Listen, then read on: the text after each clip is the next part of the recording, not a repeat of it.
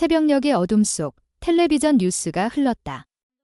오늘 새벽 4시경 양소 저수지에서 신원 미상의 시신이 발견되었습니다. 그 순간 모두의 얼굴이 굳었다. 설마 지혁일까? 누군가 속삭였다. 며칠째 지혁의 행방이 묘연했다. 아버지는 거실에 앉아 떨리는 손으로 텔레비전을 바라보았다. 제발 내 아들이 아니어야 해. 어머니는 손수건을 쥔 채 흐느꼈다. 우리 아들. 제발 우리 아들을 지켜주세요. 형제들은 서로를 바라보며 말을 잃었다. 집안은 죽음 같은 침묵으로 가득했다. 뉴스 진행자의 목소리가 이어졌다.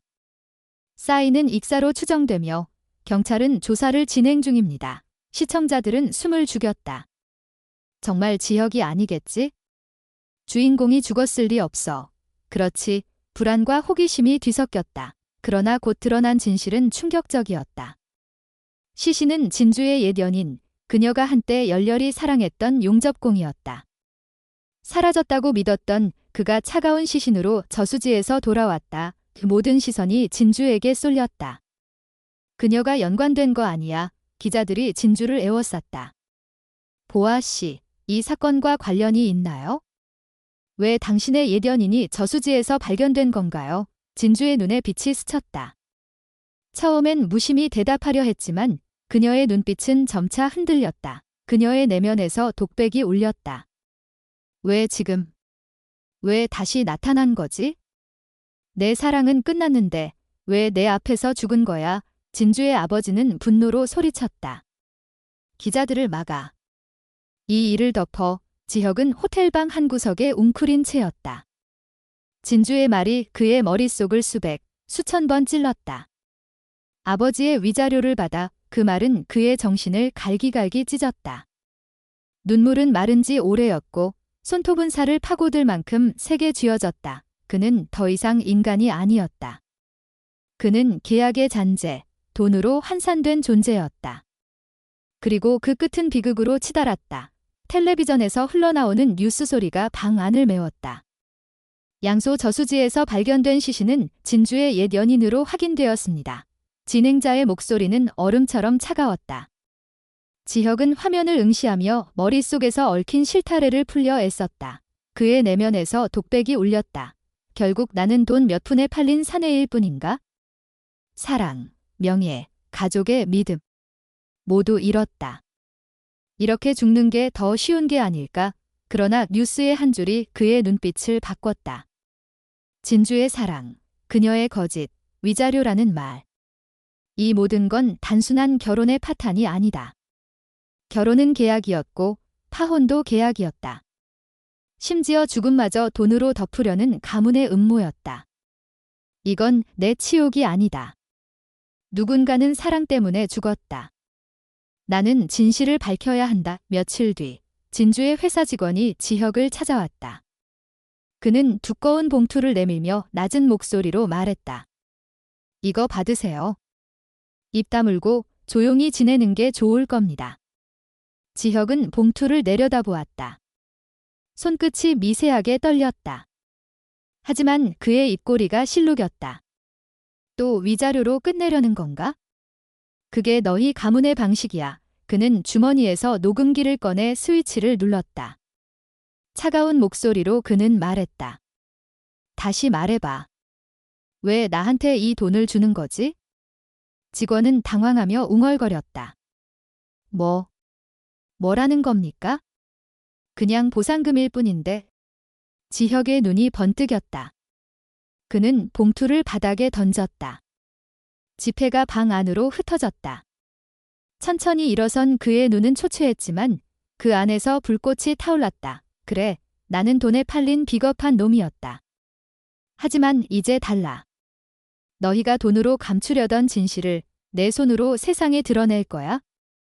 그 순간 치욕에 짓눌렸던 신랑은 새로운 사람으로 거듭났다. 그의 눈에는 복수의 불길이 타올랐다. 지혁은 즉시 행동에 나섰다. 그는 양소 저수지 사건을 조사 중인 경찰서로 향했다. 그 사건에 대해 할 말이 있습니다. 그의 목소리는 차분했지만 단호했다. 형사는 눈을 가늘게 뜨며 물었다. 왜 이제야 말하는 겁니까? 지혁은 씁쓸한 미소를 지으며 대답했다. 이제야 깨달았습니다. 이 세상은 돈으로 모든 걸 덮으려 하지만 저는 그걸 허락하지 않을 겁니다. 그의 눈빛은 흔들림 없었다. 그는 더 이상 피해자가 아니었다. 진실을 찾는 증인이었다. 나는 사랑 없는 결혼을 선택했다.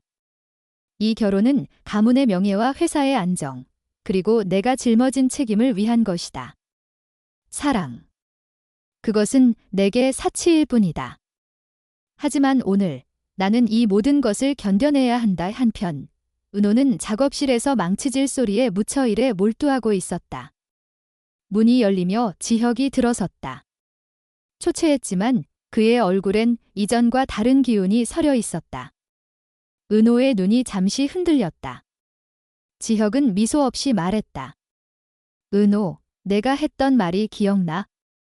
모르는 척하지 말라고 했지? 이번엔 내가 너한테 도움을 청하러 왔어.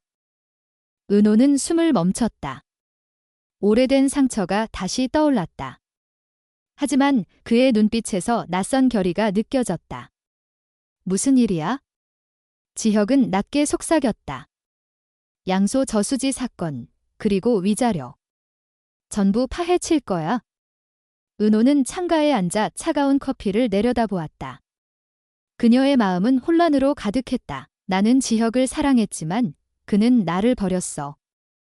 사랑 없는 결혼식에서 그의 모습을 보는 건 내 심장을 찢는 고통이었어. 그런데 왜 아직도 그를 잊을 수 없는 걸까? 그때 문이 열리고 성재가 들어왔다. 그는 환한 미소를 지었지만 눈빛은 미세하게 흔들렸다. 은호, 무슨 고민 있어? 그는 조심스럽게 자리에 앉았다. 잠시 침묵이 흘렀다. 성재는 고개를 들고 말했다. 은호, 9년 동안 너를 곁에서 지켜봤어. 그저 친구로만 생각했지만 이제는 그럴 수 없어.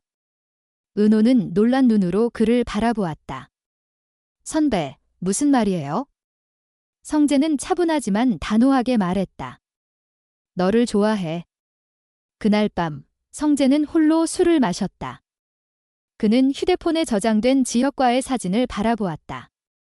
두 사람은 웃으며 어깨를 걸치고 있었다. 변하지 않을 것 같던 우정이 이제 균열을 드러내고 있었다. 지혁, 미안해. 하지만 은호를 지키기 위해선 우리 우정마저 버릴 수 있어.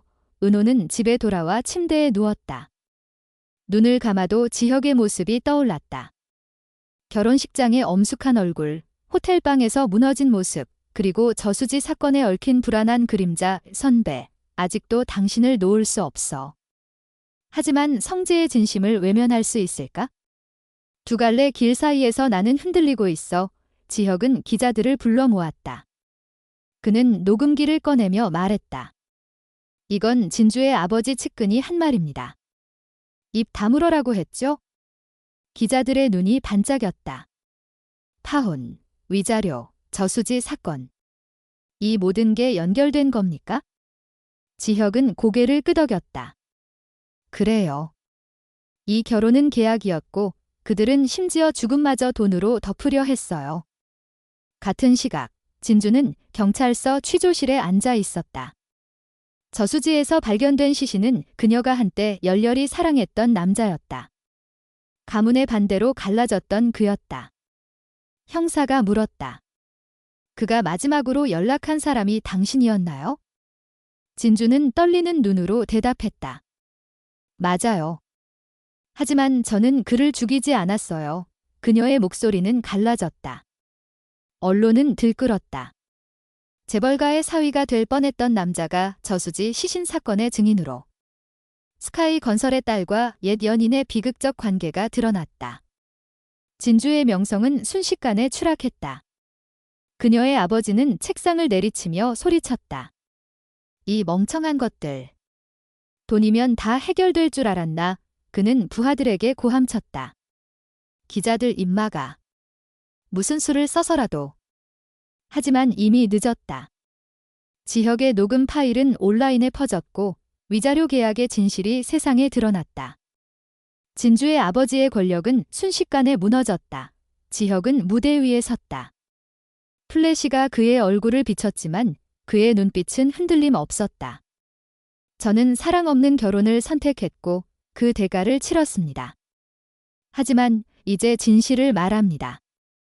돈으로 결혼을 사고 파혼을 덮고 심지어 생명을 지우려는 세상.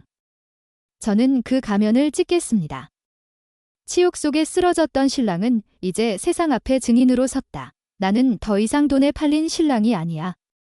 나로 살아갈 거야. 넘어진 곳에서 다시 일어설 거야. 은호는 그 모습을 보며 눈시울을 붉혔다. 내가 사랑했던 그 사람이야. 그의 모습이 다시 내 심장을 흔들어. 곁에 있던 성재는 씁쓸히 미소 지었다. 결국 그가 일어섰어. 내 우정, 내 사랑, 이제 흔들릴 거야. 하지만 후회는 없어. 너에게 내 진심을 전했으니까. 지혁과 진주는 마주섰다. 진주는 눈물로 떨며 말했다. 미안해요. 모든 게 내 탓이에요. 지혁은 차갑게 대답했다. 내가 말했던 위자료가 나를 바꿨어. 그 치욕이 나를 일으켰지? 그러니 고마워해야겠네. 진주는 눈을 감고 무너졌다. 그녀의 세상은 끝났지만 지혁의 세상은 새로 시작되고 있었다. 위자료 스캔들은 지혁을 파괴했지만 동시에 그를 재탄생시켰다. 저수지 사건은 단순한 죽음이 아니었다. 그것은 사랑, 권력, 그리고 진실을 드러내는 도화선이었다. 진주와 그녀의 아버지는 무너졌고 지혁은 다시 일어섰다. 시청해주셔서 진심으로 감사합니다. 여러분의 관심과 응원이 저에게 큰 힘이 됩니다. 만약 이 이야기가 재미있었다면 좋아요와 구독을 눌러주세요. 여러분의 작은 클릭 하나가 더 많은 흥미진진한 콘텐츠를 만드는데 큰 도움이 됩니다. 앞으로도 더욱 긴장감 넘치는 이야기로 찾아뵙겠습니다. 계속해서 많은 사랑과 관심 부탁드립니다. 감사합니다.